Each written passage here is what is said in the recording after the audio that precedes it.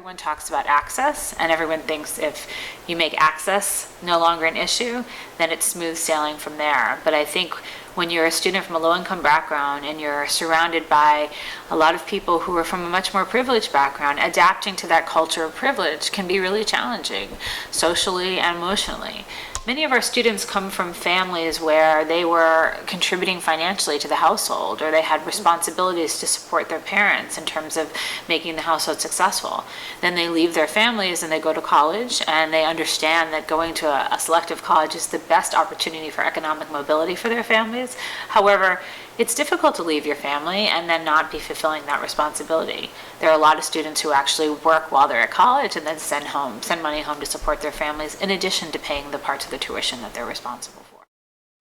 So I work about 10 hours a week, and this semester I'm actually doing 2 jobs.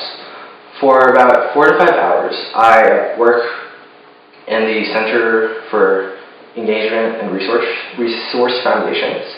And what I do essentially is sort through paperwork for Princeton and just working at a desk typing and the usual desk work stuff. For the other 5 to 6 hours, I work with a graduate student, which I've been fortunate enough to find, and to help her sort through her data and help her with her final thesis for the PhD. But my first impression was just, wow, I cannot believe that I'm here. Just coming up from, maybe growing up in an immigrant household in not a very good area of Newark to now, the best school in the country. It was a real shock to me, and sometimes I had doubts of, was I that admissions mistake? Whose place did I take? But that was sort of like forces that I had to deal with on my own, sort of thinking whether or not this school was for me. But at the same time, I absolutely loved it. It was phenomenal and it was beautiful. So I had my parents come visit the university library, and I wanted to show them, what it is. I wanted to show them Firestone and how humongous it is. And then so they had to go through the privileges office in order to get a pass for the day. I have this dual identity that I've been carrying for a while. So my parents are undocumented. I was born here, so I'm a U.S. citizen. So, throughout Princeton, I've had to carry this identity as well. I exist on 2 realms. I am a U.S. citizen on one half, but the other half, I worry for my parents constantly. So they're able to produce. They had a City of Newark ID. But of course that wasn't enough, so unfortunately they told them they couldn't come in. So that's always something on the back of my mind in terms of sort of bridging those 2 sort of realms that I exist, where the stable world that's granted me through the privilege of being a U.S. citizen, but the other aspect, where literally my family can be taken away from me.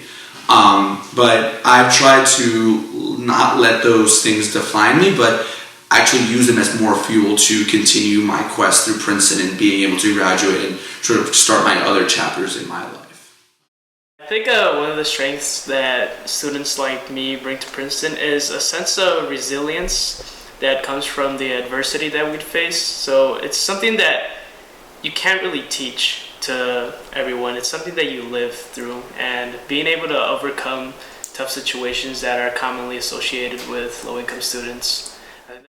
I'd like to tell my kids that they can do and go wherever they want to, because I grew up with a sense that I could only go so far, and that schools like Princeton were out of my reach. Princeton wasn't even in my mind junior year until I had gotten into LEDA.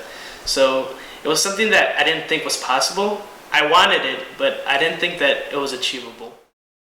When you have students from diverse backgrounds on the campus of a selective college and university sharing classroom space, in dormitories together, in clubs together, you create a mutual learning environment that's truly beneficial in creating the future leaders of this country and in supporting their education. So it's important that students from low-income backgrounds and students from affluent backgrounds, for example, in a classroom talking about economics and education inequality in this country. In order to really enrich that educational experience, really need to understand the perspectives of people from different backgrounds. So that kind of cross-fertilization in an academic environment is truly valuable in creating community across students from different backgrounds, both affluent and low income.